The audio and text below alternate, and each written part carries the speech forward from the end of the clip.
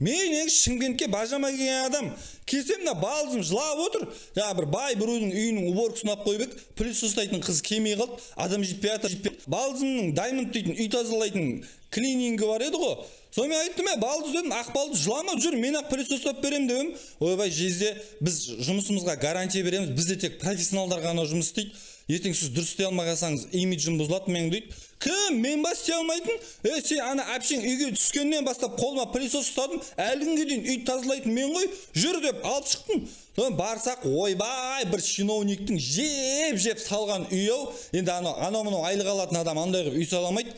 Сонымен хап деп қыздар бірден парт жұмысқа кірісіп кетті.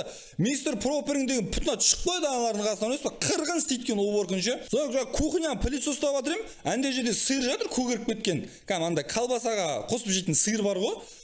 Япыштамайды, аналар алып жеп үлгермейді, өйстіп көгеріп тастайды екен ғой деп, алып урнаға тастағаным сол еді. Үйдің хозяйка шыңғыр жүрді, зәрем қамады кәдімгідей. Сөйтсе ана япты кедіктің сиыры $5000 тұратын сиыр екен ғой. Ол жақ көгерген сайын қымбаттай бере ма, бірден екен ғой. Сөйтіп балжым өйтпейді, айтып түсіндіріп, ол да айтып бере, Diamond компаниясынан басқа нормальный уборка істейтіндер жоқ қой деп кешірді. Соны шаң сорамыз ба деп кеп, шынымен де сорып кетсек деді, құрсын.